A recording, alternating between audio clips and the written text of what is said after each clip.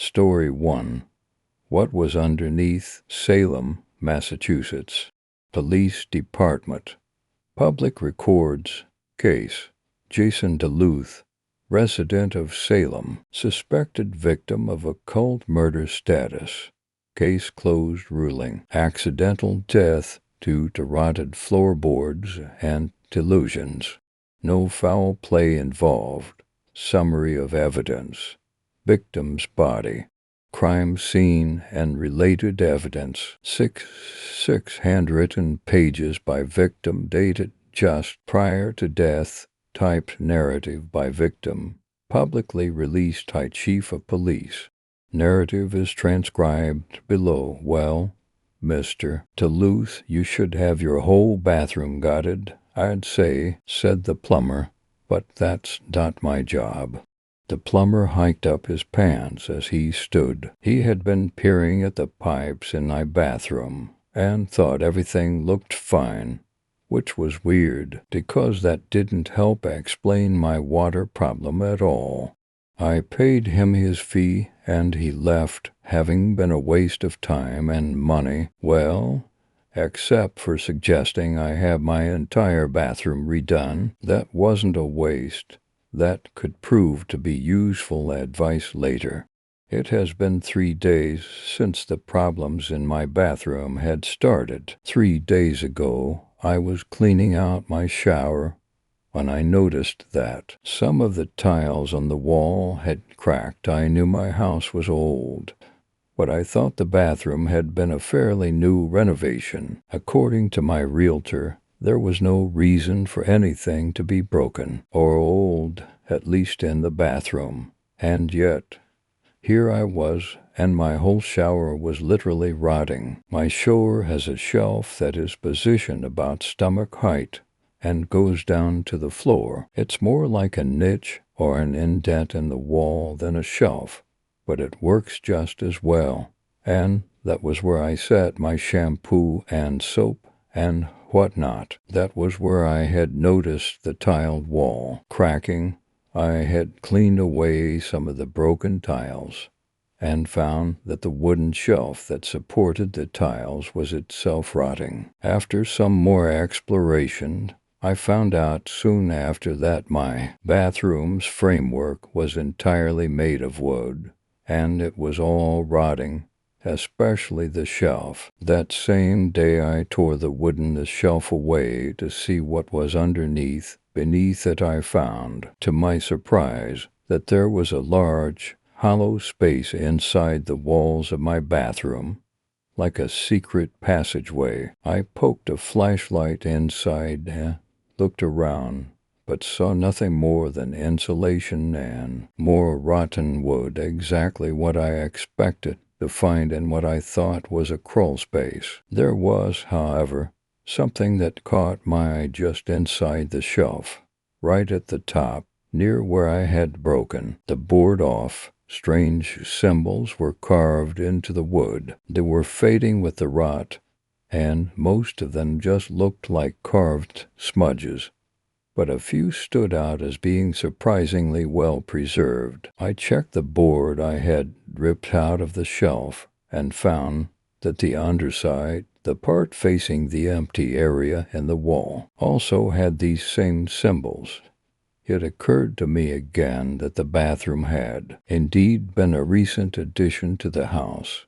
But how long had this crawl space in the wall been there? I would have to ask the people I was renting it from, I thought to myself. That was when the water troubles started.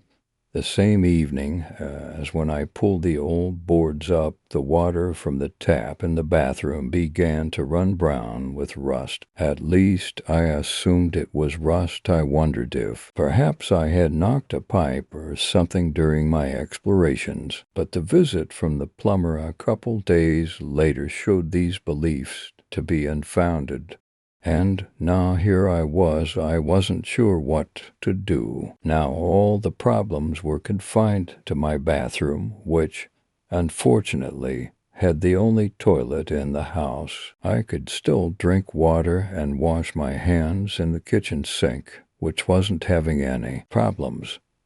but any attempt to shower proved futile, as the water still ran brown and stank of something I couldn't quite put my finger on. It wasn't quite an iron smell, though that was there too, but smelled more of old rot. Sometimes the toilet wouldn't flush either, or it would get backed up for no reason. I had the plumber check that out too, but he said there was nothing blocking it. Calling the local utility service didn't do any help either, as they had received no complaints about rusty water or stopped toilets. Other than my own, they suggested I call a plumber, which of course I had already tried.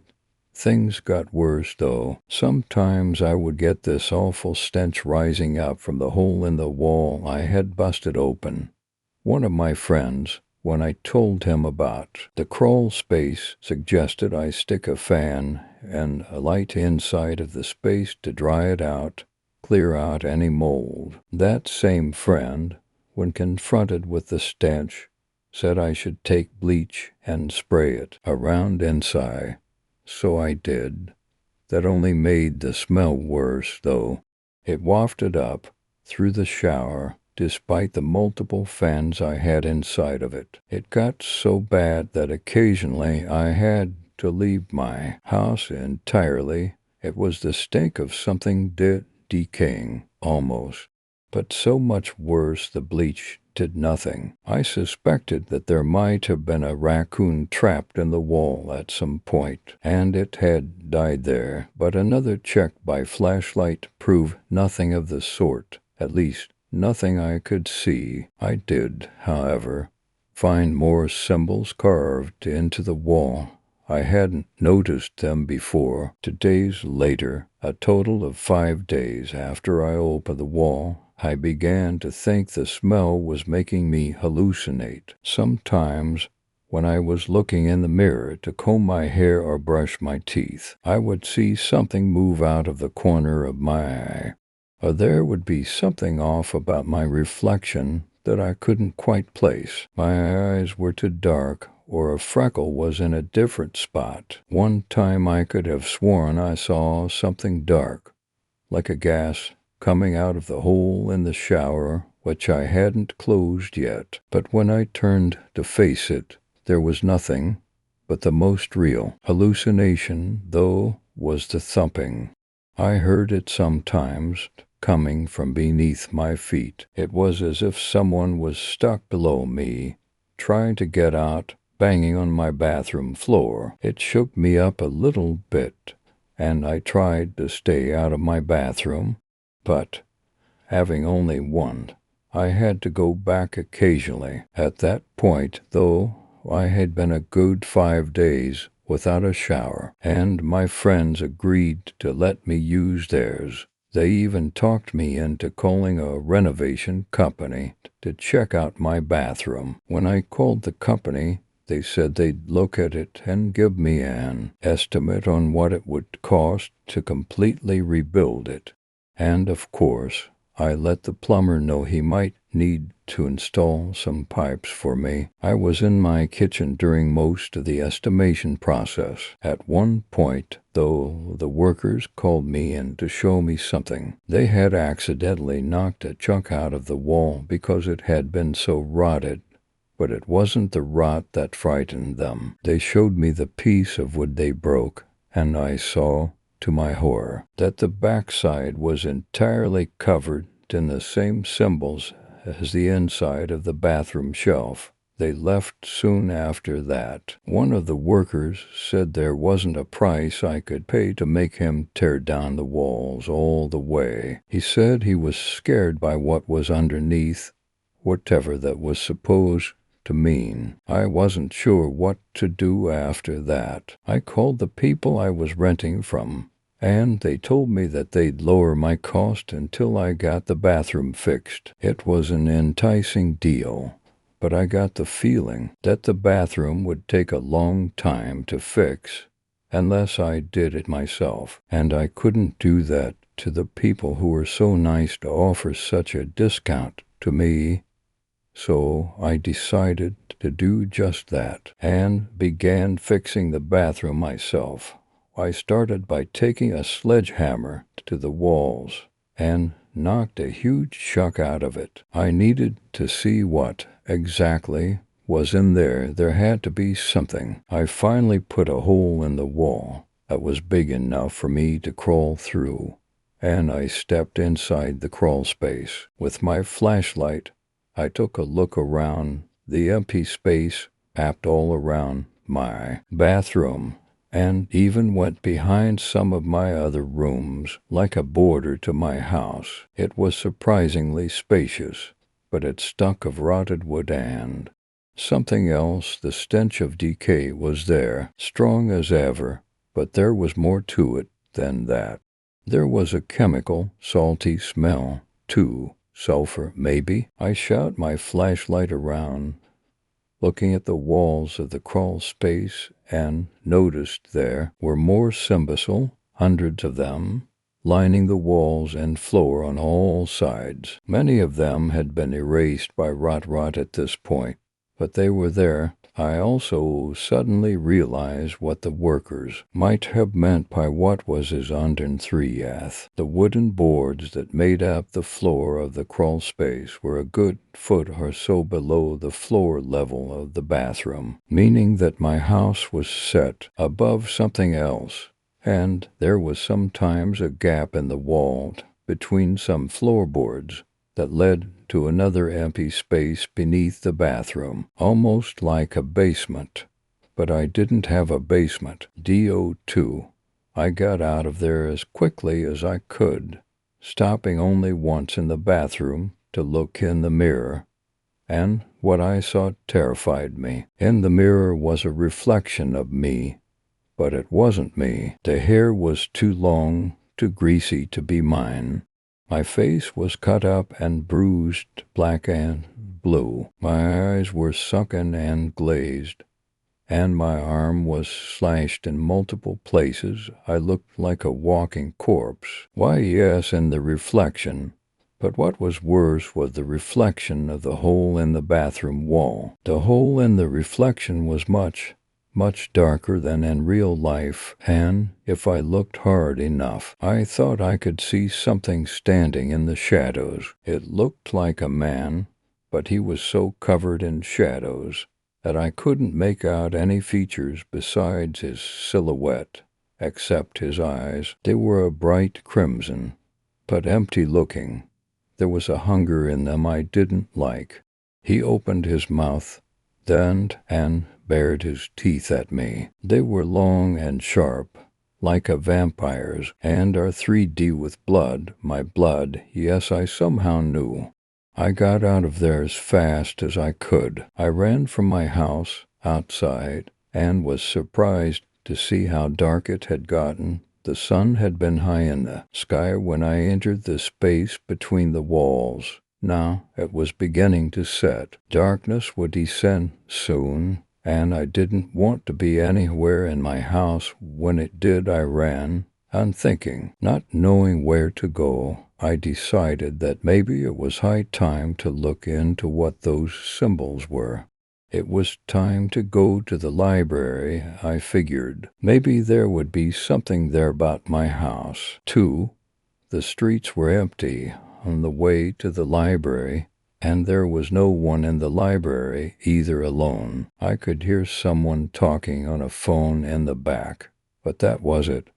I ran to the cultural section of the nonfiction books, thinking maybe the symbols were some sort of pagan practice or something. It took me a while, but I finally found some of the symbols in a book about classic witchcraft and hoodoo. The Smilobs depicted in the book were much crisper than that of the crawlspace walls, but they were fundamentally the same. That was when I figured out just what they were used for.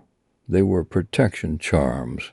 It didn't take long for me to get a grasp of what that meant. Reading further into it, I found that for hundreds of years, charms, symbols like the ones I had found, were used for keeping away or locking in evil spirits and monsters, and the more that were used, the more powerful the creature was supposed to be, and they all had to be perfect, unbroken, too, or the monster could escape the binds 7 days ago. Was it really that long? I couldn't be sure.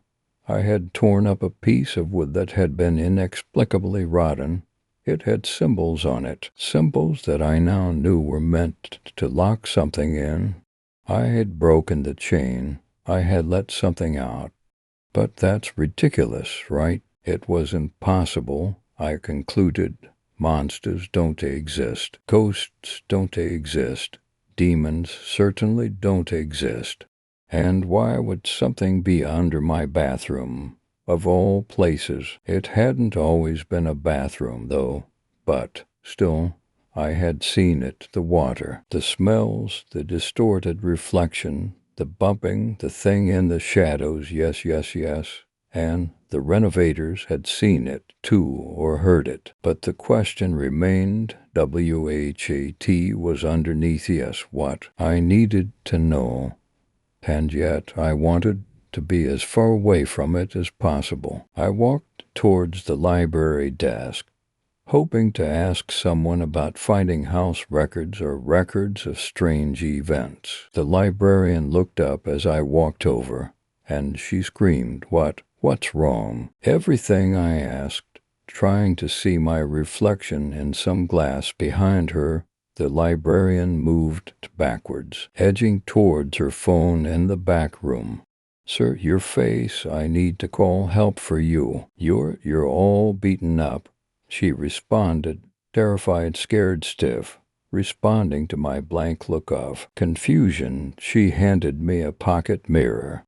I looked into it. I gasped when I saw what I looked like. My face was exactly as it had looked in the mirror at home, horrible, disfigured in the mirror. My arms were still scratched up, but low zero king at them without the mirror, just looking. I couldn't see a thing. I felt no pain that would go with the cuts and bruises I had sustained. But then came the kicker for dread. In the mirror, over my shoulder, I could see the silhouette of a man, completely covered in shadows, save for his eyes and teeth. I dropped the mirror and spun around, fully realizing that nothing would be there.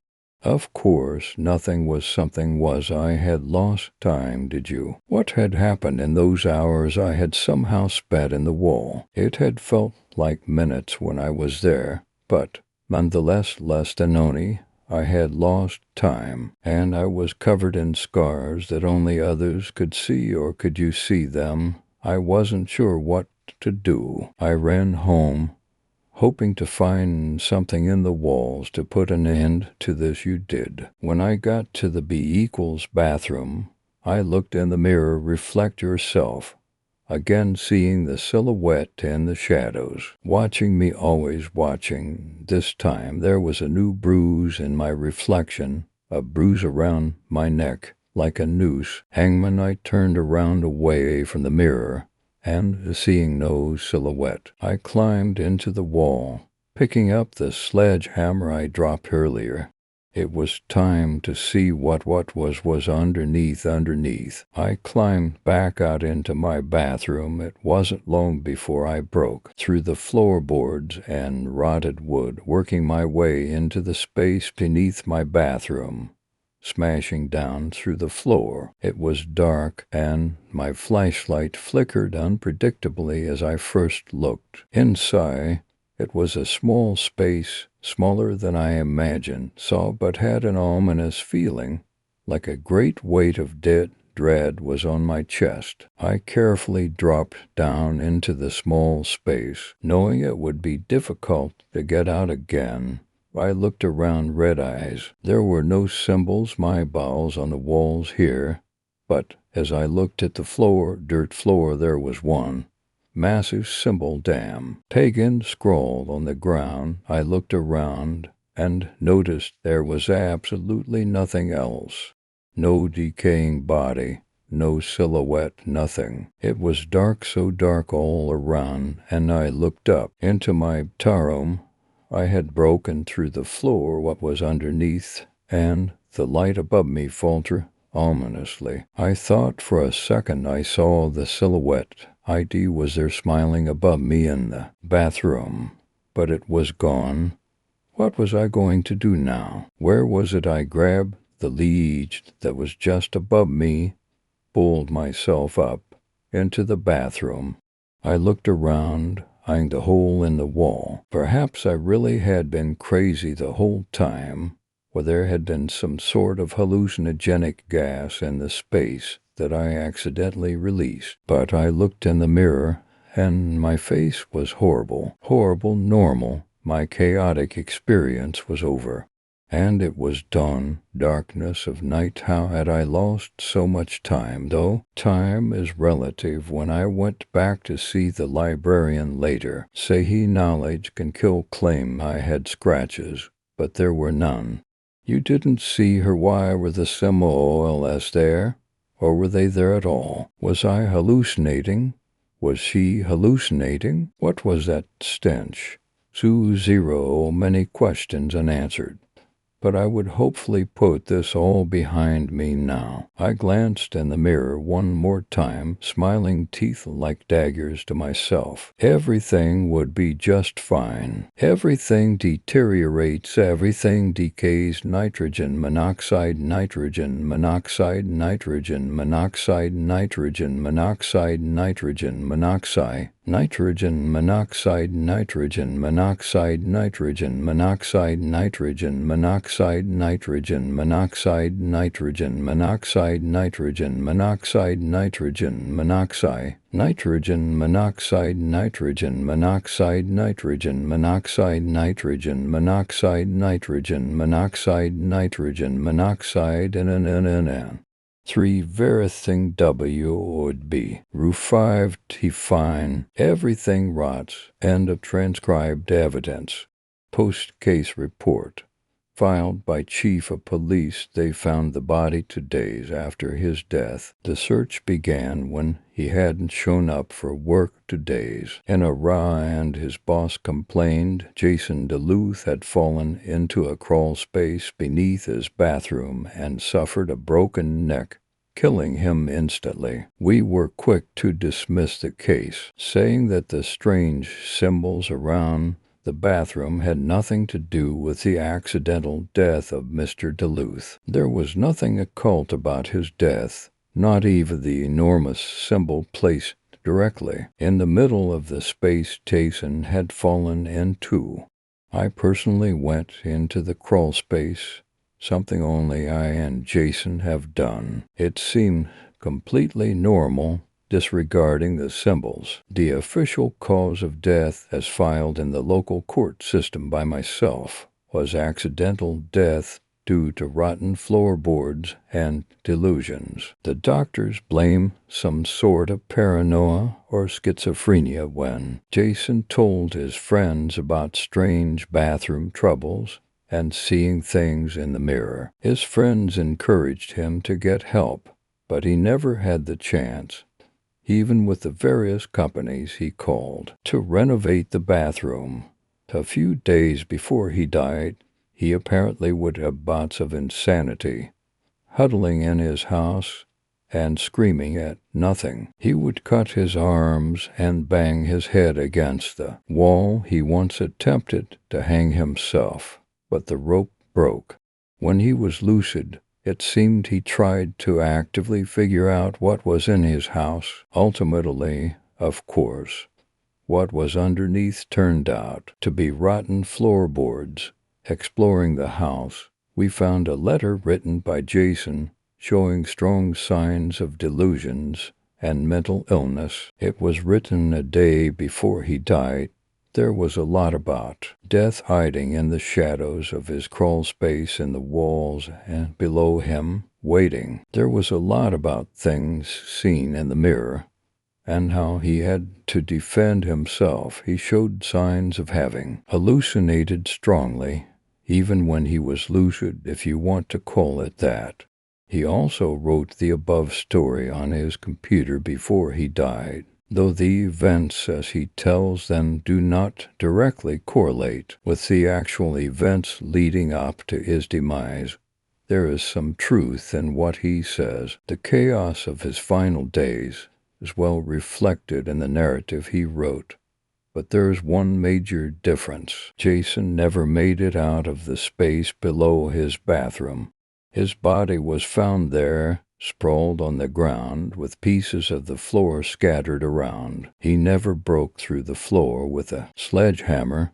He tripped and fell, splintering the weakened floorboards, falling into what was underneath. His visit to the library was the last reported sighting of him lucid before he died. The librarian said he was covered in cuts and bruises, and his eyes had a glazed look to them. She neglected to call the police after he left. Assuming he went to a hospital, she claimed he was mostly rational. Much about his final days is not known, or when or how he wrote the story above. There is one catch, though, that makes this otherwise depressing story of a man gone insane, possibly by gas poisoning, more interesting. When the librarian got her mirror back, a symbol was scratched into it, a symbol exactly like the one that Jason fell into beneath his floor. The librarian also mentioned occasionally seeing a shadow with scarlet eyes and red teeth in the mirror Jason held, but she told us it disappeared after a while. She hasn't called since. It is suspected Jason had some connection with the symbol in the mirror, possibly scratching it in while he had the mirror in his possession. Even with all of this, something nags at my mind. The renovators that Jason Cole filed only one sentence about the house in their reports. We cannot know what was underneath. There is something about this cryptic sentence that bothers me. Is it impossible for us to know what was underneath because we cannot grasp it, or because if we knew, it would destroy us, as in, opening it at all would release something? How much of Jason's tale is truth? What really happened in those days? No, I must be daydreaming.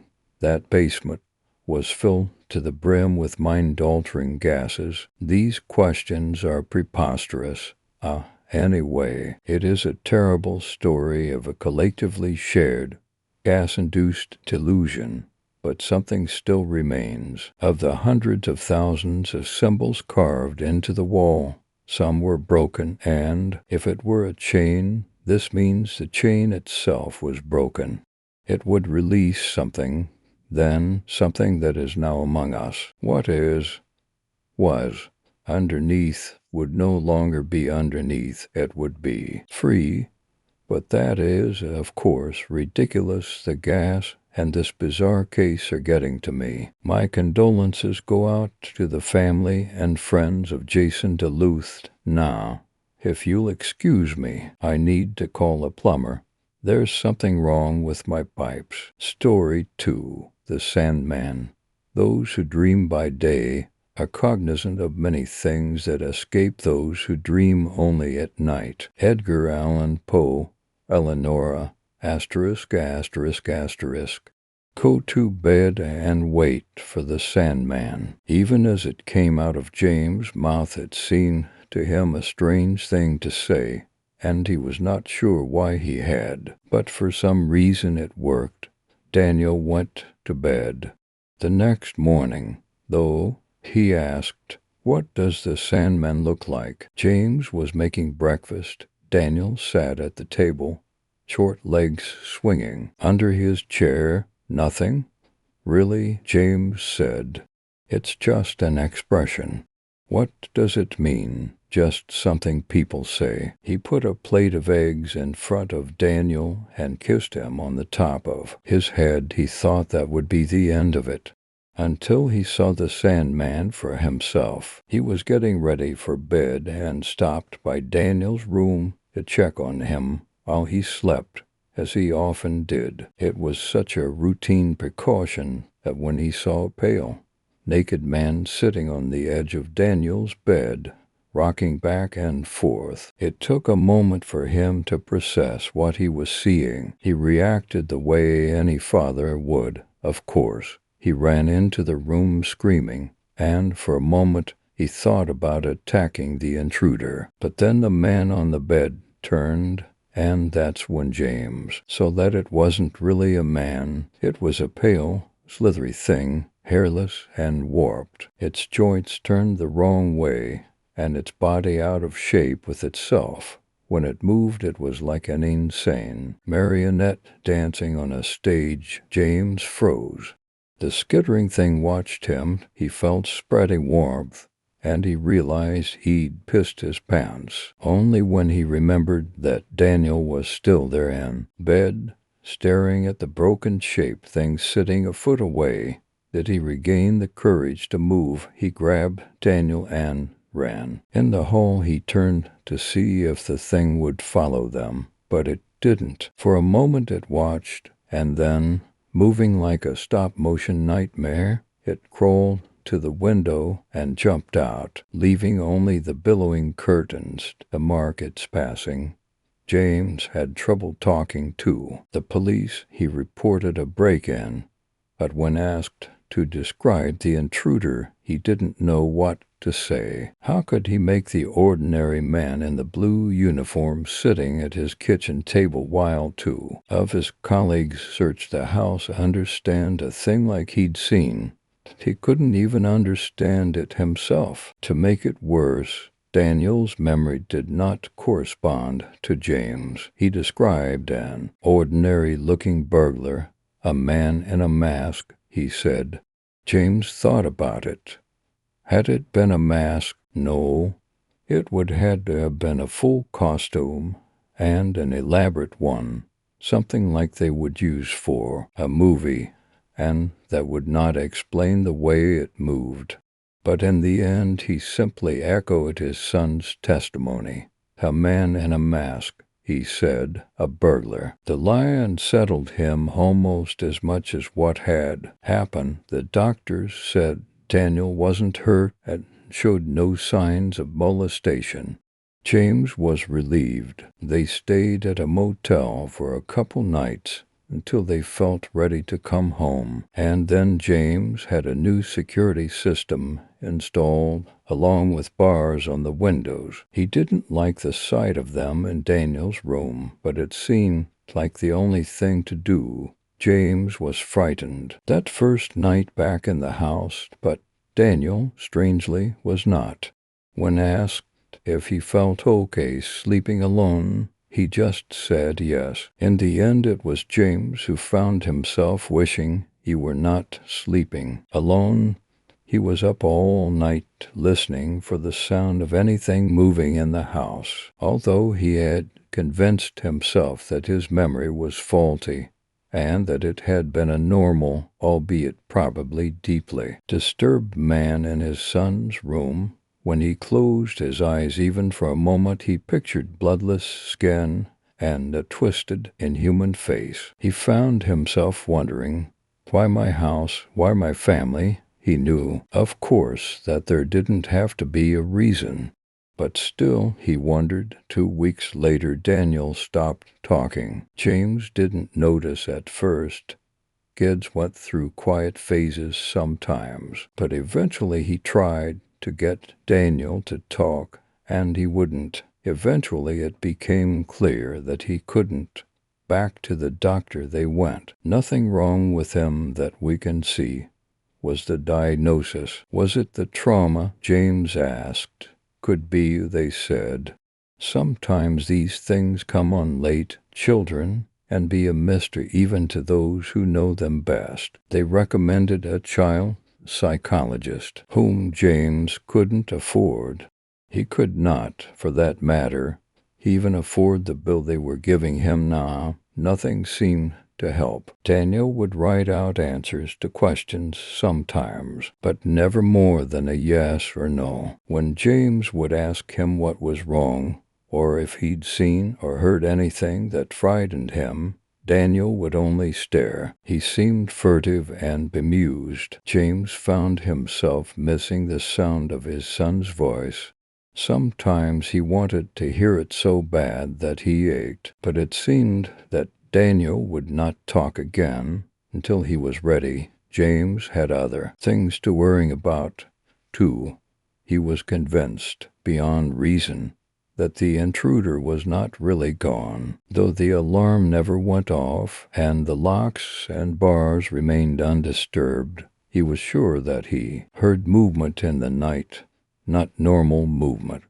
It was a sound like a huge snake slithering through the house. When he heard it, he imagined horrible things. Nothing was ever there when he went to investigate, though he often thought he glimpsed something just out the corner of his eye, a pale foot or a misshapen shadow that would slink away as soon as he turned. He rarely slept, and when he did he had haunted dreams. Soon he realized he had not left the house in weeks except to go to the bank and buy groceries. He felt hemmed in, with Daniel acting mute. He hadn't had an actual conversation with anyone in weeks, so he called his mother. The connection was bad and her voice sounded faint, on the verge of being not there at all. "I guess I'm okay, Ma," he said, pausing to wipe the sweat from his palms, and then make sure he could hear Daniel playing in the next room. "But things have been a little rough. We had a break-in." "Oh, how awful," Mom said. "Did they take anything?" "Nah, just ran off. It was weird, though.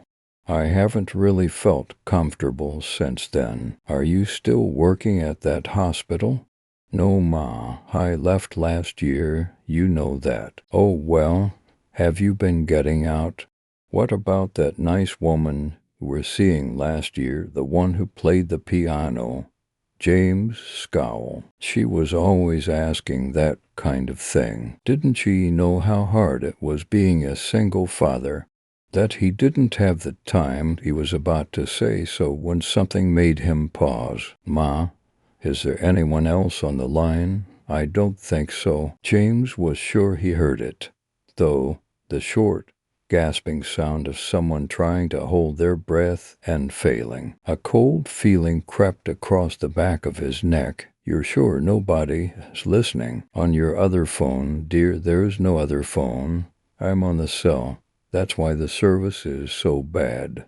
"Then what is—" James stopped. If the sound wasn't coming from her end, then he dropped the phone and raced to the hall. The extension hung on its hook, undisturbed. Heart pounding, he hurtled into the garage.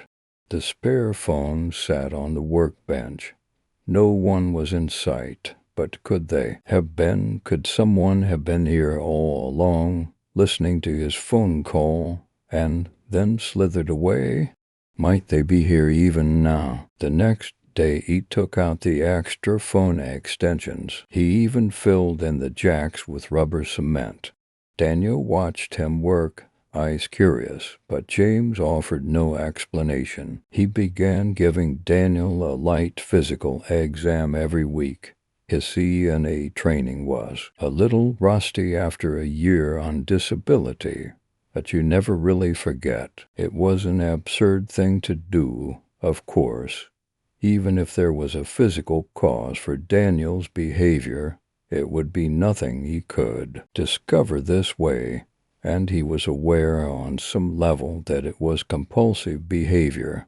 Nevertheless, it made him feel better. One morning James set the diaphragm of the stethoscope against Daniel's chest, but he could not locate a heartbeat. He moved his hand in search of the right spot, to no avail. Then, to test it, he listened to his own heartbeat. It came through steady and clear, but when he checked Daniel again, he didn't hear anything. A thought came unbidden to him of the Tin Man in the Wizards of Oz, whose chest was empty as a kettle. A sick feeling roiled his stomach. He threw the stethoscope down and grabbed Daniel by the shoulders. Looking into his face, Daniel stared back with bright eyes. He even smiled a little with the corners of his mouth. James felt the tingle of terrors. He swept his son up in his arms and hugged him, and Daniel hugged back. Then James put his shirt back on him and set him to play the stethoscope he decided was broken. He threw it in the trash. Things got worse. James' terrors were no longer relegated to the long hours of the night. Now it seemed that some creeping, some skittering and scuttling, given time, so many places someone or something else could be. He imagined strange figures occupying the rest of his home when he wasn't around, melting into the walls or merging with the shadows. Whenever he turned on a light or opened a door, how would he know if they were there? How would he ever know? Soon he didn't even have to be outside of a room to imagine it. When he walked up the stairs, he pictured pale figures lurking beneath them. When he went down the hall, he pictured a crawling thing slithering behind the walls, shadowing his every step.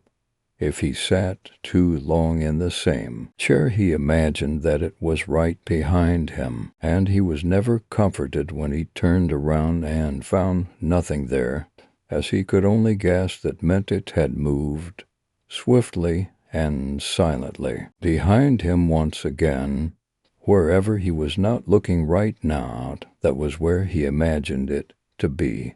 He was losing his mind.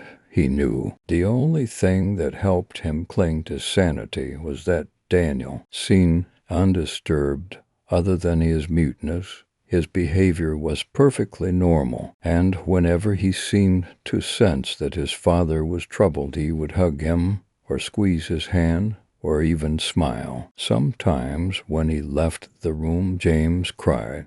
One night he found himself creeping around the house, with no lights on at 2 o'clock in the morning. If the intruding thing had taken to violating his daytime activities, then he would get revenge by confronting it on its own terms. The night, and really, night was no more frightening to him now than day. They were almost interchangeable. He padded barefoot down the halls, up the stairs, in and out of disused rooms. Sometimes he stopped to listen, hoping to locate it by sound.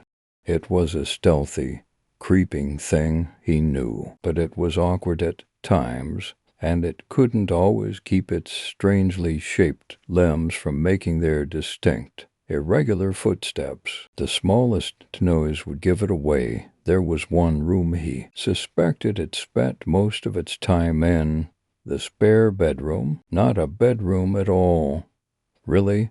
More like a closet just large enough to accommodate a bed if one were so inclined. It was unpainted and uncarpeted and drafty. He'd always meant to fix it up. He didn't come in here very often because he disliked the bare, unused look of it. It made him think of a partially dissected corpse. He came in now, though.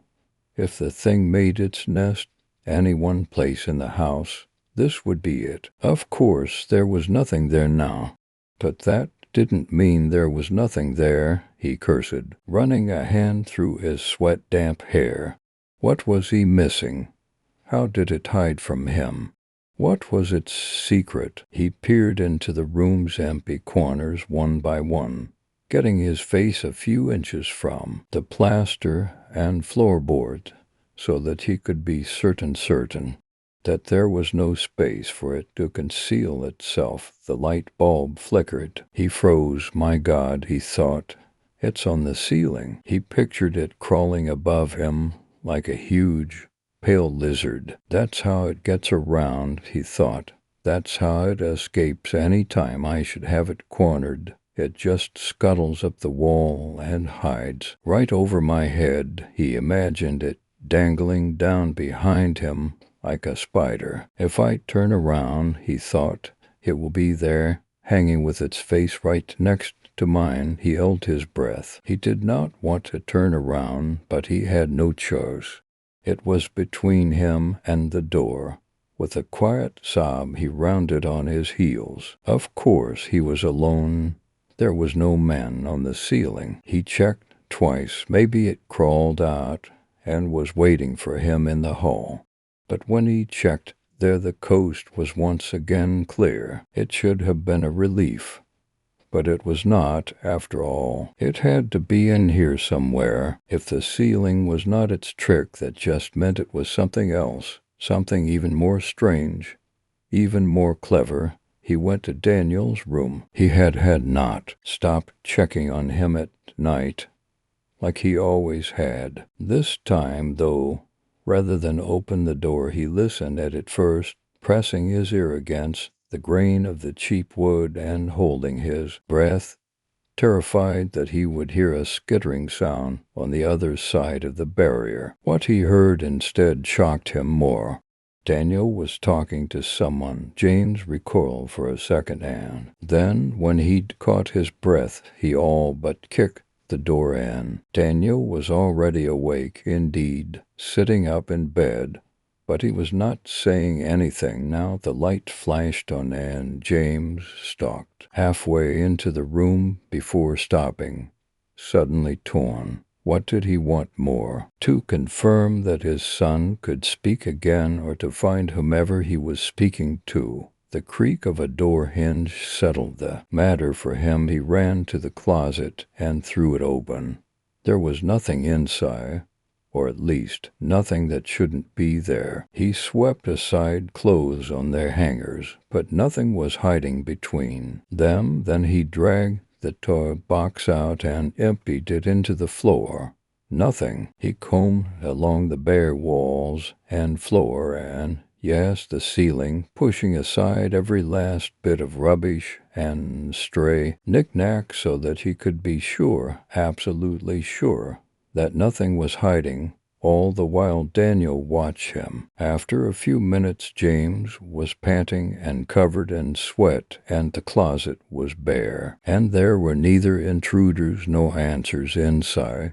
It struck him as funny, somehow, and he started to laugh, very quietly. He kicked his son's toys out of the way as he went to sit down on the bed. Dazed, he became aware, all at once, of several things, first being that he had not slept 10 days, and was nowhere near his right mind. The second was how close he'd come to really losing it, for could tomorrow, he decided, they would both sleep until the afternoon, and when they did wake up, he and Daniel would get out of this creaky old house. No more staying cooped up like prisoners, and no more checkups, and no more dreams about monsters.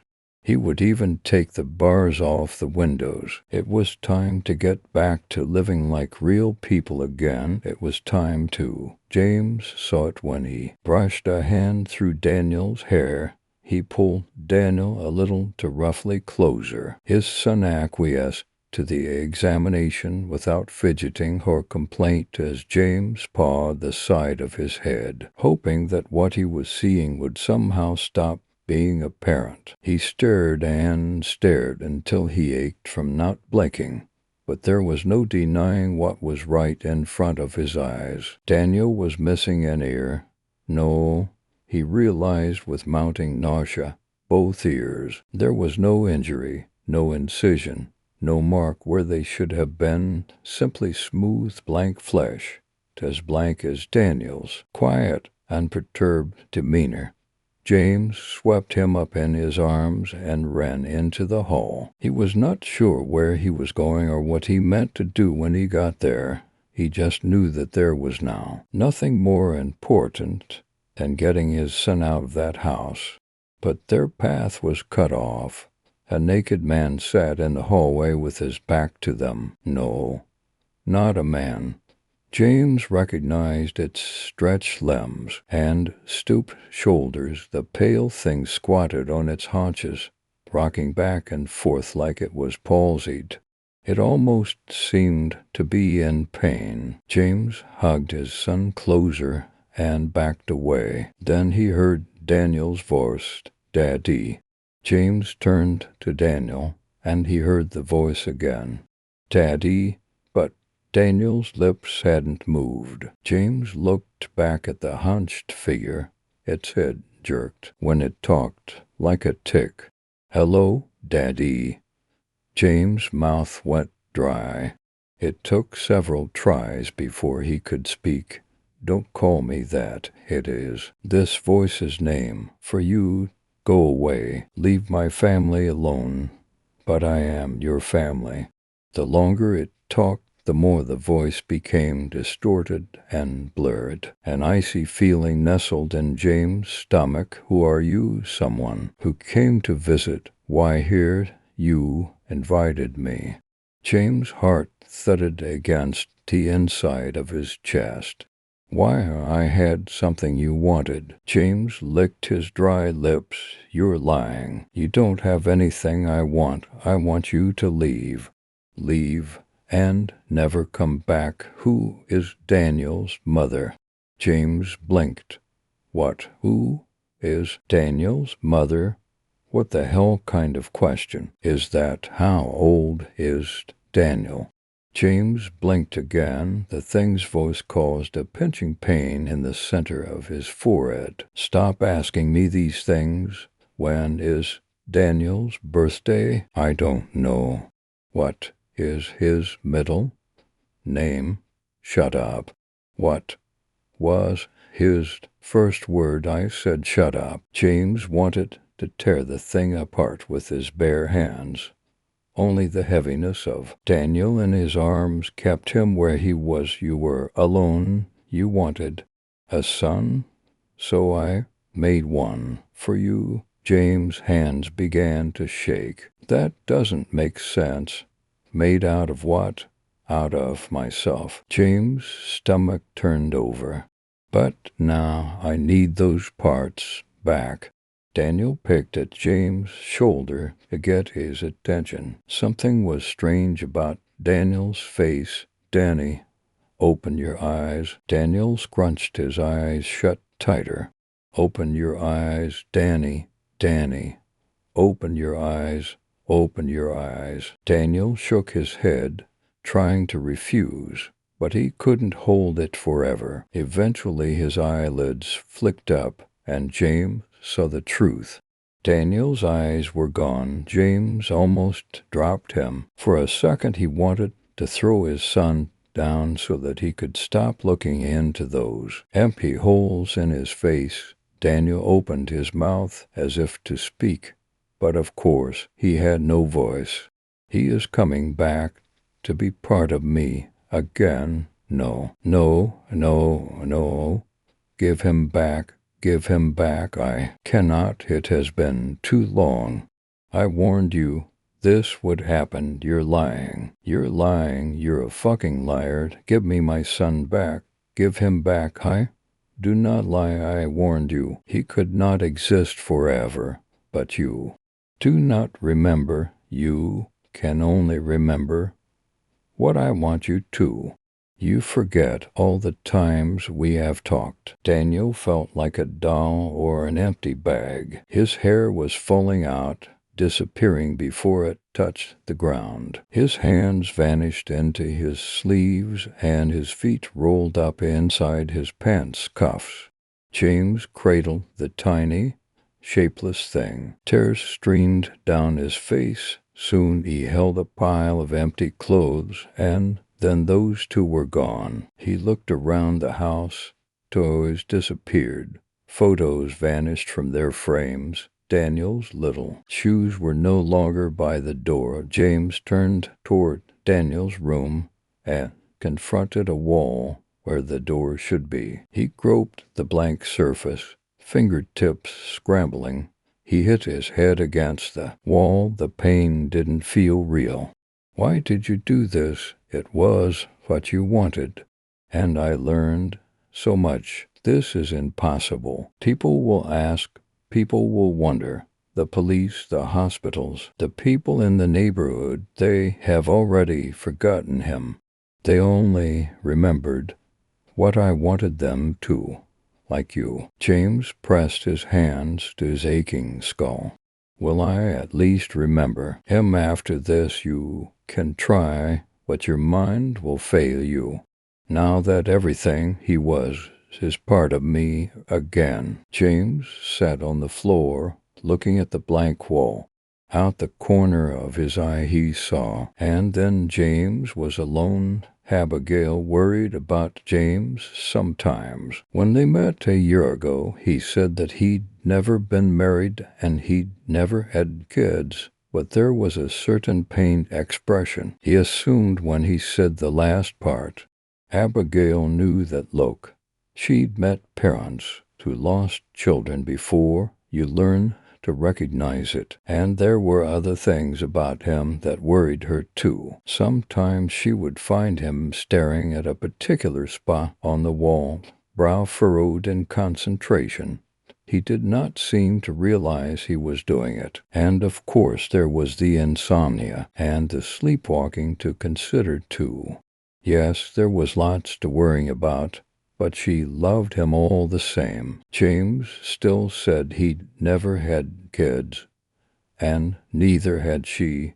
She'd long wanted one, but it was impossible, and she worried that James wouldn't stay with a woman who couldn't be a mother, though he constantly assured her that it was not so. There were times, and more often. Of late they were the nights when James took to sleepwalking, and even Abigail imagined that she heard strange, scuttling noises in the house, and saw impossible shapes in dark corners when she thought she would do anything, absolutely anything, if it meant having a little daughter for she and James to raise, and at those moments she became truly afraid, but she never knew why. Story 3. The only Vietnam story I've never told.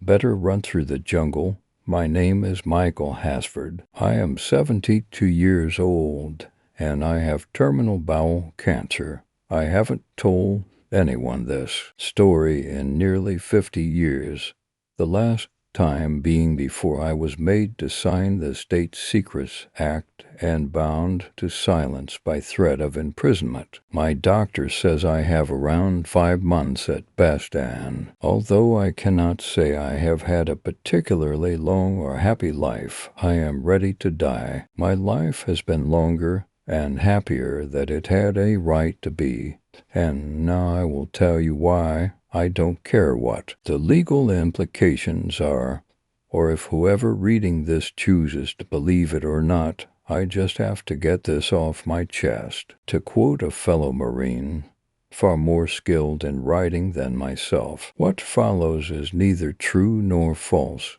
but what I know. In the summer of '66, I enlisted in the United States Marine Corps during a fit of idealism. While my friends were tuning in or dropping out, I followed my grandfather's footsteps into Uncle Sam's misguided children with a view to combat in Vietnam. Although I had my pick of colleges on the East Coast, and my Marine recruiter had repeatedly tried to convince me to attend officer candidate school, I had made up my mind to join as a rank and file private. I was determined to see the kind of action my grandfather had. I was determined to make him proud. So it was that I found myself stepping off a C-130 transport plane at Da Nang in early 1967 as part of Kilo Company, 3rd Battalion, 5th Marines. I was in a combat unit that did plenty of damage to the Viet Cong in the area around Da Nang, and in turn took plenty of casualties. One of the first sights that greeted me as the belly of the transport plane opened and the wave of intense heat hit us was that of the thick olive-green body bags that replaced us as cargo. They were all full. My first week or so on base was tough. Sleep did not come easy thanks to the scores of mosquitoes and the loud bangs of outgoing artillery. So I was relieved when I received a night's sentry duty. I needed something, anything, to keep my mind occupied Little did I know it was nothing but more time for reflection till I was beginning to seriously doubt my decision to enlist. Guys in my platoon on their second tour were talking about the reaction from folks back home. Baby killers, they called us. Nazis. One guy said the prettiest girl he ever saw wearing blue and white beads and a peace button spat in his space as he walked down Fifth Avenue in his combat fatigues. At around midnight, I saw a figure approaching and just about discerned the double shoulder bars of a senior officer.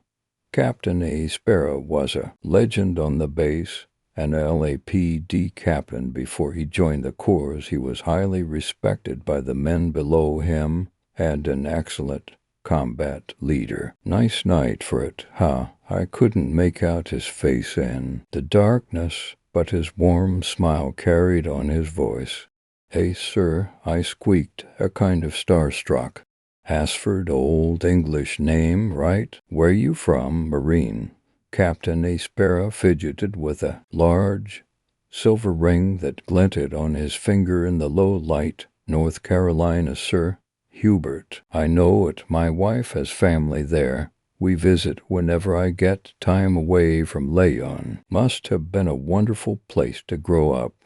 I hear the fishing is spectacular in the spring." "Thank you, sir, but I wouldn't know. Me and my brother spent most of our time shooting squirrels with our BB guns." I couldn't help but smile as I spoke. "Ah," Captain A. Sparrow chuckled. "My man after my own heart. I hunt buck up near Willow Creek." There was a brief silence, and I found myself growing less and less anxious. The captain had a reassuring presence, a true quality of leadership, and something I grew increasingly appreciative of. "Have you been in combat yet, Hasford?" "No, sir," I said, a little embarrassed. "I haven't had the opportunity." "You won't have to wait long," he said, producing a pack of Pall Mall cigarettes and offering me one. "But you'll still have to wait. I'm leading a pretty secretive reconnaissance mission tomorrow night, and it's not cherries. No offense, Private." The captain took a long drag of his smoke and looked up at the moon for a moment before returning his gaze to me. "The moon seems a lot larger in that part of the world. Whatever power it holds seems amplified, hanging thick in the humid night air. Keep up the good work, Marine. You make K. 3/5 proud now." "Eh, sir," I said, beaming. His mild manner had alleviated my anxieties, and I was determined to make him proud to have me in his unit.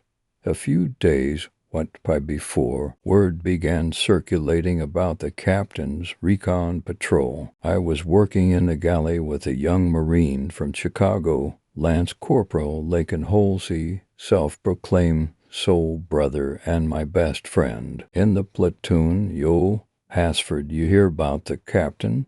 Captain A. Sparrow. What about him? He's gone D-dead into the bush, man. Motherfucker's MIA. He's missing." "What the fuck, Holsey? How? What do I look like? Fucking S2 over here." "How the fuck should I know? You got the scuttlebutt, soul brother. You telling me that's all you got?" Captain left for the boonies with 5 senior guys and some CIA spook, like 3 nights ago. No sign of 'em since. They been flying choppers over the area searching for the asses, but ain't no one to be found. Jesus Christ, man. What do you think happened to 'em? I was in disbelief that anyone as salty as the captain could just up and go missing, least not without leaving some trace. What happens to anyone round here? Fucking Mr. Charles got 'em. Or he got smart and he's on his way to Vancouver as we speak. Mr. Charles, the Viet Cong. Brother, you gotta respect your enemy or you screwed. That's why I call him Mr. I call my enemy, sir, before I send them back to the Stone Age. Now den loy, my boy, but I gotta go see Gunny Hathcock about my ride home next month." Halsey laughed and swaggered out of the tent into the sweltering afternoon sun. That night, a few of us sat around the barracks, bored out of our skulls yet incapacitated by the relentless heat and humidity. Shirtless Marines sat round, cleaning their rifles, writing letters, reading, or just chewing the fat. I had just eased off my new jungle boots, still uncomfortably unbroken, when our platoon sergeant near booted the door open. His thick Cajun accent was almost undecipherable, but that night we heard an urgency in his voice that bordered on terror. "Get your cowboy ass out to your bunks, rot nah,"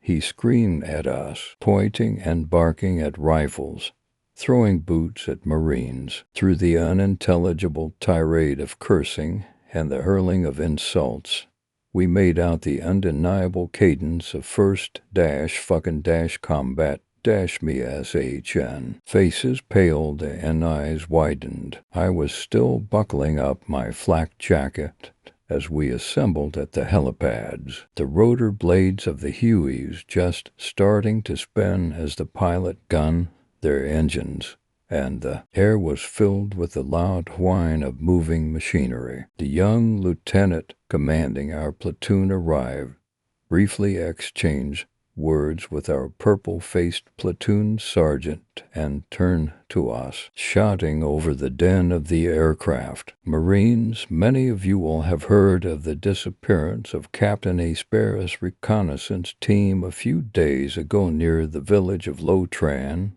Well, tonight I have some good news for you. The team's radio set is sending out a signal. It's weak, but our signals guys are picking it up in bursts. Whoever's doing it is keying the handset, trying to send a message in Morse code. Whatever they're saying is garbled, but we have managed to triangulate the transmission and get an idea of location.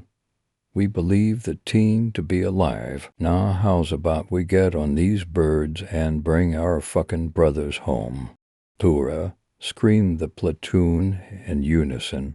"Embark!" screamed Sergeant Deloe, and we raced to the helicopters, full of purpose and vengeance. It was disturbingly inspiring to see such a display of raw power as the weapons-laden helicopter rose, banked, and then raced through the sky into setting sun. After a short flight, the helicopters grouped together over a clearing in the jungle and then took it in pairs to land their load of troops before racing off back to base to refuel. We waited until the beating of the rotor blade had faded into a distant chatter, and the Boche, whipped up from the downdraft, had calmed and returned to stillness. The lieutenant stood up and waved. "You ass off." The platoon of 26 men began snaking through the bush. The jungle is a terrible place to be at night. Most of its animal inhabitants are nocturnal,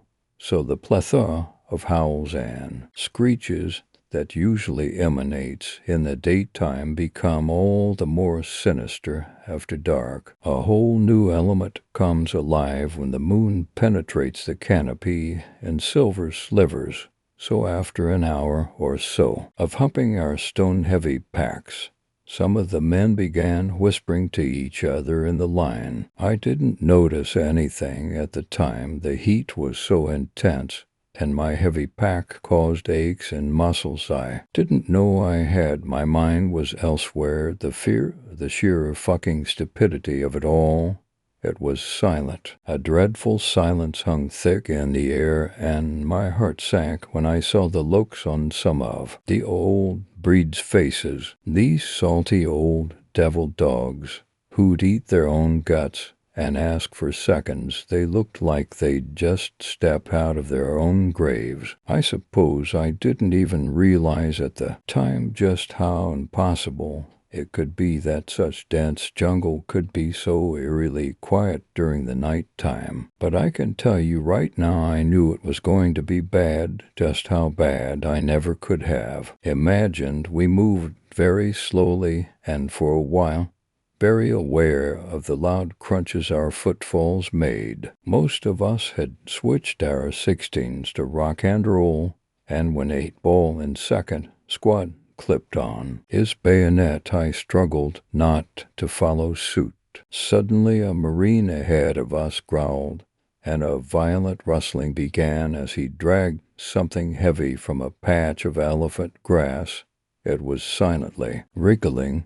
"Get out of there, shitbird," he seethed with his New England twang. He had what looked like a teenage boy in his grip. The boy wore black pajamas and rubber flip-flops that looked like they could have been made from truck tires.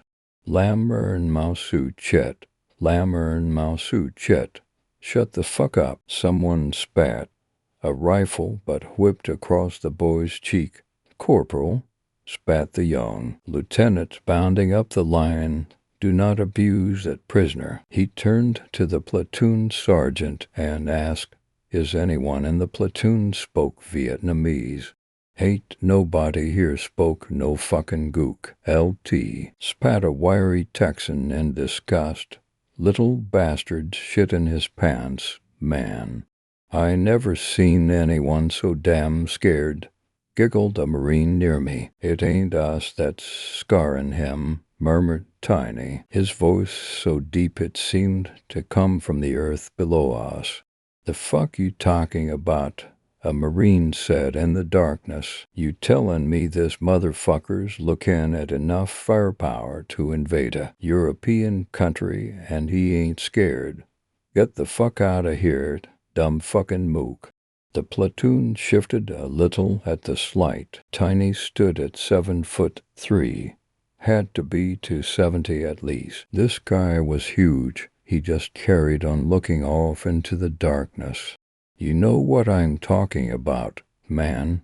His eyes betrayed his terror. "There's something here, something else." Flashes and loud cracks had us throwing ourselves into the dirt for cover. Somebody was firing a weapon very, very close to us, and the bullets were traveling just inches from our ears. Ambush. I thought and braced myself to feel the cold punch of lead. Maybe it would rip out an elbow or a kneecap. Maybe a glancing blow to the calf that rips muscle away from bone, or a dead center that pulverizes the jugular vein and leaves you dead in an instant. "Cease fire," screamed the young lieutenant. "Cease fire, goddamn it." The Vietnamese boy was laid at his feet. Thick, dark blood pooling beneath his limp form. The young platoon commander's face looked pale and clammy in the moonlight. What did you do?" "He went for your pistol." "Butter bars. He was about to fucking waste your ass," hissed the Marine who fired. "You killed a child, Lance Corporal," retorted the lieutenant with authority. "He wasn't no goddamn kid, asshole. Motherfucker was a fighting age male. If I hadn't have acted, you'd be Tiger Chow. There it is. Lance Corporal, I will personally see that you do time in Leavenworth for this. You are gonna be climbing the walls trying to He wasn't trying to kill you," Lieutenant Goldsmith rumbled. Tiny again. "Say again, Marine." "He wasn't trying to kill you, Lieutenant Goldsmith, sir," Tiny repeated. "He was trying to kill himself." We kicked some dirt over the body of the dead communist and moved on. After a while I could make out a clearing in the canopy about 200 meters ahead of us.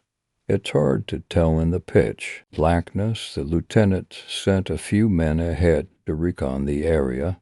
It wasn't long before one called out. It was more like a shriek than anything. "Sergeant." The husky Cajun bolted forward, weaving and bounding his way through the trees. I was near the rear at this point. with the light machine guns moved to the front and rear of the column. We were expecting an ambush any second. Any Viet Cong in the area would have heard the shots that killed their comrade and were surely on their way to avenge him. So whatever unfolded between the lieutenant and the platoon sergeant is unknown to me to this day, but they concluded that we were to carry on with our mission, maybe out of some sense of duty, maybe a sense of survival, maybe a dash of both. But when my part of the line passed the moonlit clearing, shifted step, and peered into the long grass, I've never forgotten what I saw. Torn off at the elbow, streaked with black clots of blood, was a human arm, and rigor mortis. It gripped a radio handset in white knuckle vise. I just kept walking. The last place we stopped before it all fell to shit was this cave or tunnel. It was a little of both, I guess. A few guys flicked on their torches, and at first actually felt a little safer inside the ever-narrowing passages. But when some of the guys started pointing out the unnatural patterns on the roof of the cave system, people started to get really fucking jumpy. The few pieces I could make out in the torch beams showed nightmarish carvings of animals and people, twisted and smiling. There were other figures in the carvings, too. Now the tunnels descended incredibly steeply, with some of the platoon slipping over in the darkness. "The fuck? Havalo, you fucking spit on me." Nom, and a voice quivered. "Then what the F?" "Keep fucking quiet," growled the platoon sergeant. I remember my ears popping, like they did on the airplane over there. So we must have gone down a long fucking way before we came to the crack in the rock. I'm no geologist, but it looked like it could have run down into the center of the earth, like a giant knife wound in the layers upon layers of condensed rock. Impossible, I know, but that's what it looked like. Tunnel rats were summoned, small, wiry men born to crawl tunnels, and they eased their way through the cracks. We waited for what seemed like an hour, and then the voices came. At first I thought it was the returning scouts, a faint whispering of voices echoing through the tunnels, but the sound just grew louder, the voices multiplying. What the fuck is that? The other Marines were hearing it too. "We gotta get the fuck out of here, man. We gotta go. This is fucking bad, man," another squeaked. It sounded like 100,000 people whispering right through the cracks. That's the only way I can describe it. The sound seemed to penetrate you. My eyes watered and my stomach cramped up. Other guys in the platoon vomited. I don't know what they were saying. I didn't recognize the language at the time, and I've not heard anything like it since. Besides, at the point I stopped pissing my skivvies and tried to really listen, all I heard was screams, but these were distinctly human. Of the 3 men sent ahead only to came wriggling through the cracks into our torchlight. They were so scared they seemed to lose their humanity. There was no effort to articulate themselves, just howls and breathless grunts. And their eyes, Jesus Christ, their eyes, those men were like animals. One had his shirt ripped from his back and the other was covered in blood, but bore no obvious wounds. The whole platoon bolted. We scrambled up the steep tunnels, some men firing their rifles into the darkness behind us. Men were screaming out that they saw things in the tunnel behind us, that they were climbing the walls, that they were everywhere. When we reached the mouth of the cave, men sprinted into different directions. I remember hearing our platoon sergeant screaming to keep together, and some of the men completely ignoring him, disappearing into the thick jungle. A few of us grouped together and took a defensive posture in a thick patch of bush. I couldn't make out our platoon commander, but it was definitely our sergeant giving orders. "Keep your heads and swivel." "Nah," he whispered and turned to our radio man, signaling him to pull the plug and call in our emergency evacuation. A few minutes went by before we heard something shuffling through the jungle. I flicked my safety catch off and aimed through the darkness at the sound. My heart began racing, hairs on my arms and neck stood to attention. It was to my infinite relief that I heard a fellow Marine call out a name in recognition. "Davis, Davis, that you?" The shuffling continued.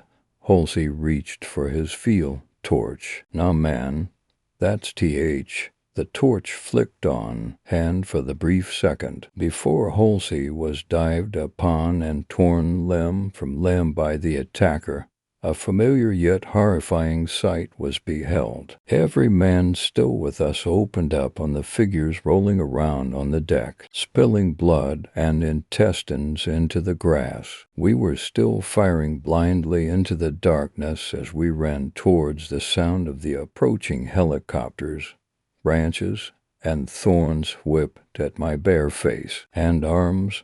Men tripped, fell and were set upon by unseen forces, their deep, guttural screams turning into rabbit squeals as heads were pulled away from necks. We broke through the tree line into the moonlit clearing just as the Hueys were touching town. We dashed for the blinking red lights in the troop compartments. Screaming at the door gunners to open fire, they refused, looking at us with horror and confusion. "There's nothing fucking there. No fucking targets, dumbass," one screamed as we piled on. The feeling of lifting off into the night sky brought tears to my eyes and darkness and the confusion. I couldn't work out who had made it out and who hadn't, but I did roll over in time to catch sight of the tree line before we turned and sped away. They kept me in isolation, Da Nang, for 9 days after that, and I never once heard of or spoke to any of the other men on the rescue mission. Twice a day I was interrogated by CIA agents in summer gear fit only for the beaches of San Diego. Their tourist attire made them all the more ridiculous when they began to become increasingly hostile, as I told them again and again that I knew nothing, saw nothing. After a while I was flown back to the U.S. and was told I was to be honorably discharged from the Marine Corps under the grounds I was mentally unfit to serve. I put up no resistance as they placed the long forms in front of me at Camp Pendleton and made me sign them. I listened as they reeled off the conditions of my release and displayed no emotion when the potential penalties were read out. Seizure of assets, indefinite imprisonment. It went on and on. It was a Viet Cong ambush and the tragic loss of young American life. Simple as that. Only it wasn't. I've had nearly 50 years to think about my time in Vietnam and the events of that night, and I've come to a few conclusions. It's these conclusions, and I use that word deliberately, as they are definitely not just theories, that I feel I must warn you all about. UFO sightings, Roswell, the moon landing, every goddamn cheap-ass B-movie about Martians or meteor strikes or solar flares. It's all a distraction. The idea of space, of life out there on other planets, has captured the human imagination so much that we've neglected the space beneath our feet. They're not going to come from the sky. They're going to come from below, from the caves and caverns and underground rivers. They'll come for us, and we'll never be ready for them. Never. But that's not what keeps me awake at night. What has me jolting awake, covered in cold sweat, sheets soaked. Signing the State Secrets Act is not what's really kept me from telling this tale. It's what I can't reconcile about that night that's kept me silent. The thing that attacked us in the jungle as we fled, I did catch a glimpse of it as it pulled down the terrified Marine and plunged its limbs into his chest. The face was completely mutilated, lips ripped away, bearing broken teeth, with empty eye sockets holding shadows in the dim torchlight. The ragged cloth that covered its torso was caked in dried blood and dirt, but I saw something tucked away in the breast. The wrists were broken inward with sharp, jagged, broken bone protruding from open wounds. But again I saw something on one of its twisted fingers. It was a Carolina State University ring, and tucked away in the rotten cloth I glimpsed a flash of red and white text. Pall Mall, it read. We had found Captain A. Spare after all. See you soon, soul brother. Hillbilly Story 4. Reflections of the Majorette. Tap, tap, tap. It must be raining. Tap, tap, tap. Blair rolled over. Knock. Damn tree branch. Tap, tap, tap. She pushed the blanket off her head and surveyed the darkness from where she lay in bed. Beyond the crack in the window curtains on the other side of the bedroom, a sliver of the weird white winter night sky fell across the floor in a thin line of diffuse light. The alarm clock on the knitstand beside the bed displayed 11:59 p.m. for a moment. Then it blinked a faint red flicker, and it was midnight. Instead of getting up right away and turning on the light, Blair lay in the darkness and waited for her sight to adjust to the low light. The details of the bedroom came slowly into a sort of shadowy focus.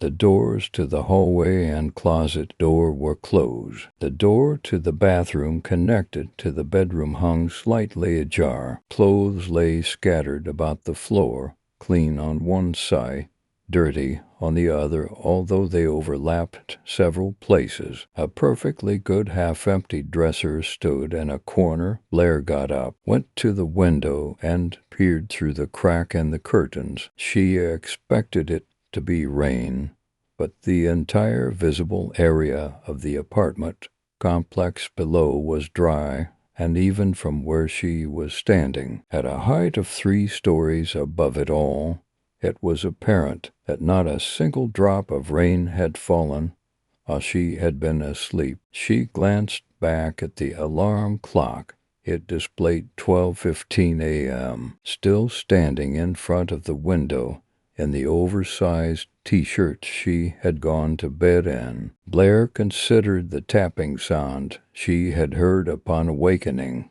It could have been a leftover sound from a dream, one she'd mostly forgotten upon awakening, that seemed like a reasonable explanation. Before the guilt and depression could rise to the surface of her mind, she broke away from the window, crossed the bedroom, opened the door to the short hallway, and stepped into the darkness. She emerged in the living room a moment later, twisted a dimmer switch, and crossed into the connected kitchenette.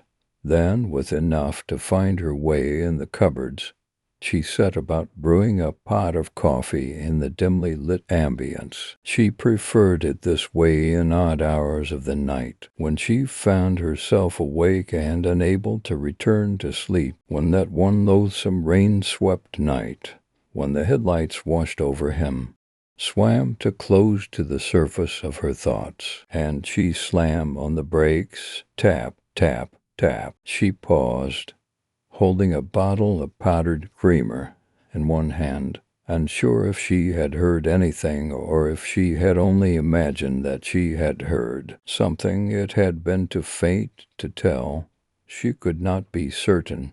Tap, tap, tap. She set the creamer on the counter raised one cup hand to her ear, turned in a slow semicircle, stopped facing the short hallway, and stood there listening for a moment.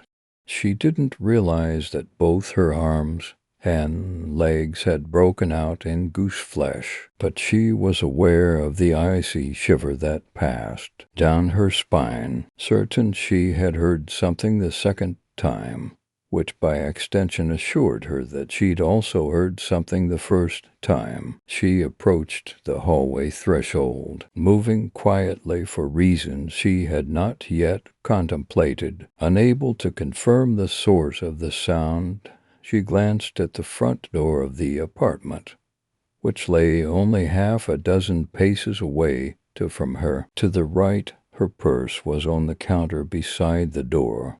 Her keys were hooked to her purse, but she didn't more toward those things, for she did not feel threatened. Besides, her feet were bare, and she had no trouble keeping the silence of the night. If the need to escape should arise, although she didn't think it would, she would be able to flee from her apartment to her silver Honda and the parking lot the short order. The longer she stood at the mouth of the hallway, the less likely she thought there was anything dangerous lurking in the dark hall from which she had come. And, to be perfectly logical about it, if somebody else was in the apartment, and if that somebody else intended to do her harm, then they would have already done so by now. They could have attacked her while she was sleeping, or they could have snuck up behind her while she was standing in front of the window. There was nothing to fear. Well, nothing except for the damn rats. The wretched little thing could have crawled up through the plumbing and become trapped in the bathroom connected to the bedroom. It made sense. In a way, Blair returned to the kitchen, opened one of the lower cupboards, and grabbed hold of a formidable iron skillet with a decent amount of weight to it. Although it was over a foot in diameter, she knew she would still have to move in clothes to slay the varmint, but the thought of just going back to sleep and calling the handyman in the morning without knowing whether or not the noise had been made by a rat was far more intolerable than smashing the disease-carrying invader into a blood-spattered mess of dead rat paste. She could deal with this on her own. There was no reason to wait on the handyman. There was really nothing to fear. Tap, tap, tap. Moving in a slow and deliberate manner, she went down the hall back to the bedroom and switched on a lamp.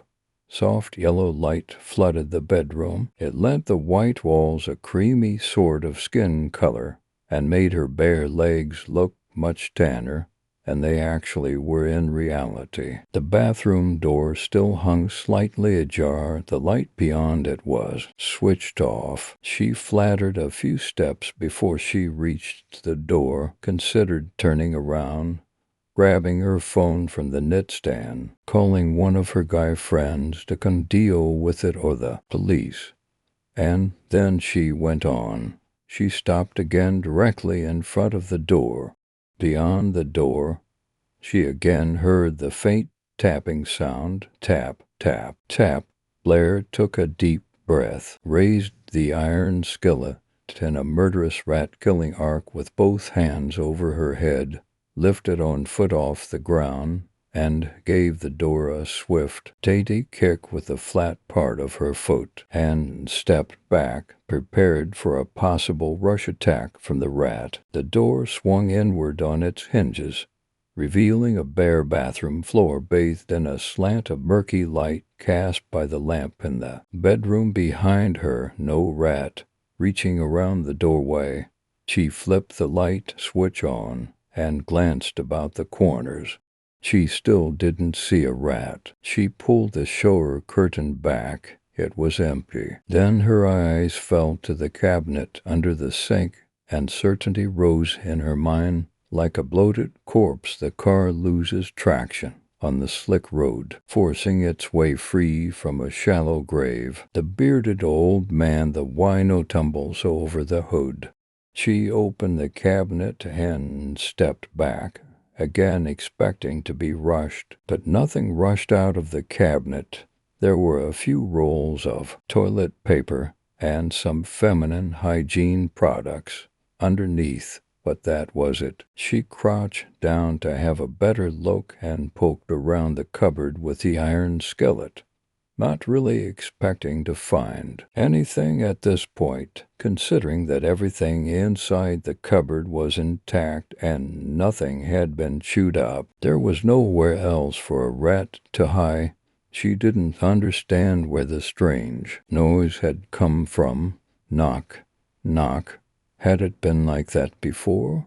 Tap, tap, tap. No, surely it hadn't. Tap, tap, tap. Then she understood, and her skin broke out in goose flesh. Thump. It was coming from the wall behind the mirror. Standing up, Blair regarded her reflection in the bathroom mirror with an air of suspicion, and her reflection regarded her in the same way with the same cool eyes. Blair had never quite learned to trust in her mirrored image. Her reflection looked tired and worn out, as though Blair had been tossing and turning all night, grappling with some nightmarish phantasmagoria in her sleep, and damn was her hair a mess. Then, from the wall behind the mirror, there was another thumping sound. Blair was sure what had just happened. She feels helpless. Things were starting to get mixed up in her head. Then she has an idea. There was a crash of splintered wood, and she shifts from drive to reverse. It sounded a lot like a door being kicked in, or a skull being crushed under a car tire, popping like a pumpkin full of red Kool-Aid.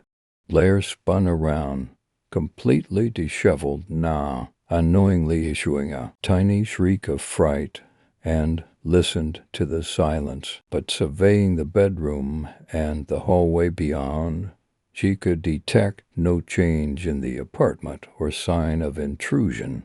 But before she could take comfort in those observations, another thump came from directly behind her. She turned slowly back to the mirror, looked back at her reflection, and for a moment they were the same. Then her reflection broke character, even though both of Blair's hands remained clamped firmly at her sides. Her reflection raised one hand on its side of the mirror and thumped on the glass. It was as though her reflection wanted to get Blair's attention. There was nothing menacing about it.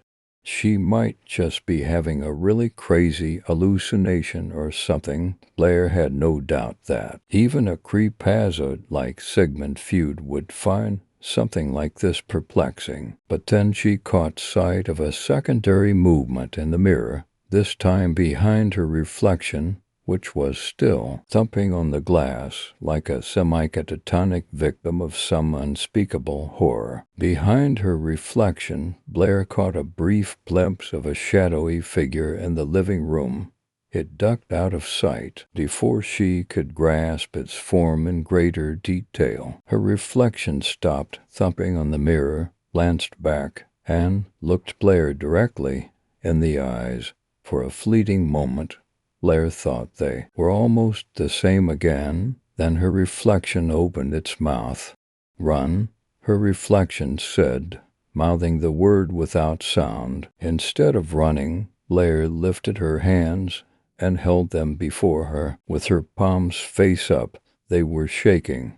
Then, still holding her hands before her, she looked at her reflection in the mirror. Her reflection seemed to have completely abandoned the physics in which it was supposed to operate, for it was now half turned away from Blair, watching the hallway. Looking past her reflection in the mirror, Blair saw the figure making its way down the hallway, walking with a drunken canter to its step. However, when Blair turned away from the mirror, she saw nothing in the real-world hallway behind her. She wasn't sure what was going on here, if she was really awake, or how exactly was possible for this to be happening It was insane, but it was happening. As the figure the wino come back from the dead stepped into the bedroom on the other side of the mirror, it didn't enter the bedroom, the real-world side of the mirror. Her reflection took a step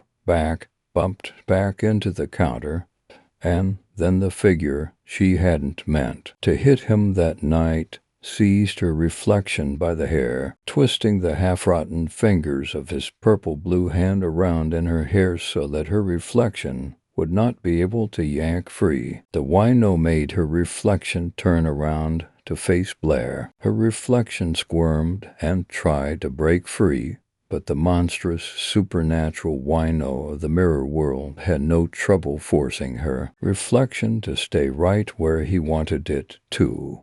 "No," Blair shouted. "No, no, no." Her reflection struggled harder, as though it didn't want to face Blair, as though it didn't want to face the young woman who had once been a younger woman, who had accidentally murdered the man holding it against its will. "Don't hurt her," Blair shouted. "Don't you even think about it."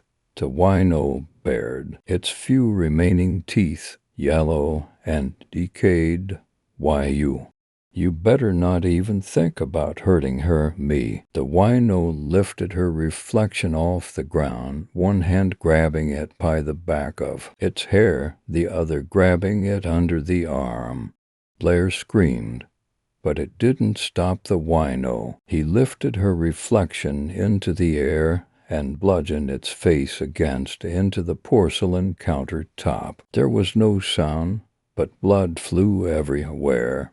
Blair began to scream. The wino bludgeoned her reflection a second time, and now Blair was screaming and screaming and screaming. After the third time, her reflection stopped struggling, and after the fourth bludgeoning, her reflection went limp. The wino held the corpse up for Blair to inspect. After the fifth time, he was grinning, paralyzed with fear and still unable to heed her reflection's previous advice to run. Blair stood suddenly very silent and very still at the threshold of the bathroom in the real world, uncertain how exactly her reflection would be dead and she could still be alive. Then the wino bit into her reflection's neck and proceeded to rip its head out. Blood covered everything. The floor, the walls, the sink, the mirror, the ceiling, all got drenched in red within a minute. Blair's lip trembled, her legs were shaking. By the time the wino had finished decapitating her reflection, a dark chasm had opened in solid ground of Blair's mind, and there was no longer anything too illogically or too impossible to be believed. The wino tossed her reflection's headless corpse to one side and her reflection's corpse's head to the other. Her reflection's head lodged in the corner of the corner against the cabinet beneath the sink and the wall. One of its eyes was still visible, and, to Blair's horror, it appeared to still be very much aware of what had just happened. The wino climbed on the sink, looked at Blair from the other side of the mirror, then it raised a blood-streaked hand to the glass, pressed against it, and smeared the glass. "Go away," Blair shouted. "You got what you wanted, now just go away. It was an accident. And, yeah, I screwed up. You should know better than to expect a 19-year-old girl to always do the right thing. And you got your revenge, and I'm sorry." But the wino only shook his head. Its thoughts, however, resounded through Blair's mind. "No, Blair, no, I didn't, not yet. And I'm just getting started with you, please." The wino pressed against the glass. After a moment, Blair realized it was trying to figure out how to reach her on this side of the mirror. Then the mirror rippled and pulsated, like the way the surface of a pond might rise when disturbed from below by some enormous monster a second before it rose from the depths. Blair felt something warm run down her leg and she was only vaguely aware in the most faraway sense that she had just urinated on herself. The wino pressed harder against the mirror. The mirror stretched like a membrane against its figures Blair needed to move. The curvature of the mirror was thinning, and Blair suddenly realized that the wino would soon birth itself from the mirror world into the real world, and she had no doubt that he had very hostile intentions toward her. Finally, taking her reflections' advice to heart, Blair turned and ran screaming bloody murder out of the bathroom. Leaving the bathroom, bedroom, and hallway behind, she grabbed her purse and car keys off the counter in the kitchenette, seized the doorknob of the front door, yanked it around, and pulled. It rattled against the frame. It didn't open. The mirror shattered in the bathroom, and although she only heard it, she knew he was coming, and just that was enough to send her into a greater panic. She yanked on the door again, but it still held fast. Then she remembered the deadbolt she had forgotten to unlock it in her state of panic. Once she flipped it back, she was able to open the door with no problem, and then she was running down the outside corridor of the apartment complex toward the stairs. She descended all 4 flights of stairs somehow without losing her footing. Then she was dashing across the parking lot, her bare feet pounding against the cold asphalt. When she reached her car, she glanced back over her shoulder at the apartment complex. The figure leapt from the 4th floor staircase, landed on the concrete sidewalk. Then it stood up and headed in her direction at a dead run. She fumbled with the keys hooked on the strap of her purse, without bothering to detach them, trying to get the driver's side door unlocked. It seemed like an eternity, but in reality it didn't take long until the door clicked open, and she was swinging it open. She keyed the ignition first try, and the engine roared to life. Then, as she reached for the door, a blood-stained hand grabbed her by the front of her shirt, and the nightmarish face howled into face. As the nightmarish figure tried to pull her out of her car, she yanked the door shut with the full extent of her strength. The door connected with its head, and crunching sound of breaking bone was extremely satisfying. Its hold on her loosened. She put the car in reverse and floored the accelerator. Her car literally exploded out of her parking spot, hooking out to the right. She reversed until the figure was about 50 feet in front of the car. Then she braked, which slammed the driver's side door shut, and shifted into drive. The figure was limping toward her. She switched on her high beams and floored the accelerator pedal. The figure raised a hand to the light. There was a satisfying thump, and then it was rolling around, screaming in pain, on the pavement in her rearview mirror. But even as she oaked, a hard rubber screeching turned out of the parking lot. She was pretty sure she saw. Getting up, and she sped down the road beyond the apartment complex, the reckless abandon, turning down streets at random and ignoring traffic lights. When she saw the sign for the highway, she took it and brought the car up to 90 miles per hour. She kept a vigilant watch on her rearview mirror, terrified that her murderous pursuer would suddenly be sitting in the back seat, and each glance she cast upon the rear mirror haunted her, for her reflection was absent and she was alone. This was, of course, because her reflection was dead. It had been murdered. Yes, of course. That made tons of sense. No, nothing made sense now. Her left arm lay useless in her lap, bent and twisted at a hideous angle. She had apparently left her phone on her knit-stand, unless it had fallen out of her purse during the first stage of her escape. and her car smelled like piss. The car only had a quarter tank of gas. A quick check of her purse revealed that she had no money, and she was barefoot. She was also not wearing any pants. She didn't know what to do. She was afraid to stop, but she knew that she would eventually have to stop. Therefore, it made more sense to stop on her terms rather than wait until she had run the gas tank dry. 15 minutes later, at 1 o'clock in the morning, she pulled off the highway, terrified that if she stopped too long that the murderous figure would run out of the darkness. She pulled into a deserted rest area, parked near a phone booth, opened the door, got out of the car, and headed for the phone booth. She picked up the receiver and dialed 911. "Hello," a pleasant female voice said. "Police, fire, or medical?" "Police," Blair said. "I need the police." "Hang on, sweetie. Can you tell me where?" Somebody's trying to kill me," Blair shouted.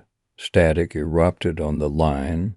"Hello?" Blair said. "Are you still there?" "Bitch," a guttural male voice said. "What, you bitch?" It had to be her pursuer. "You fucking bitch. No, please. You didn't give me a phone call. It was an accident, and I damn sure ain't gonna let you have one. I didn't mean to. I'm gonna make you suffer." "I'm sorry." A cold hand fell on her shoulder. She didn't need to turn around. She knew who stood behind her now, boxing her into the phone booth and blocking her escape. It was him. His fetid breath fell on the back of her neck, cold and rotten, like something that had been buried in the smell of its own decay for some length of time best kept. Unknown and left disremembered in the bowels of memory. He had her trapped. There would be no escape. The tears were rolling down her cheeks now. "It's time for you to die," he whispered. He yanked her hair, seizing her by the back of her head, and slammed her face into the telephone unit. Pain exploded in her face. Everything blurred. The telephone unit filled her vision a second time, and everything went black. Asterisk, asterisk, asterisk. Detectives Daryl Flanagan and Clint Saunders arrived at the scene of the homicide at 7:45 the following morning. They got out of their unmarked police sedan, ducked under the yellow tape that read "Police Line Do Not Cross," and approached the body lying in the grass beside the telephone booth. There was a cluster of little yellow placards surrounding the telephone booth.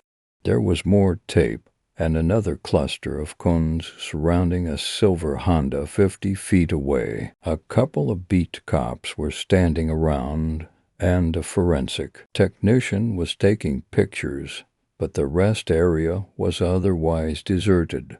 Flanagan was eating a bagel. Saunders was smoking a cigarette. Flanagan and Saunders crouched down beside the body. The victim was dressed in an oversized T-shirt and a pair of piss-stained panties. There was a large gash above one of the victim's eyebrows, and part of the skull near the temple was misshapen. "Cranial fracture," Saunders said.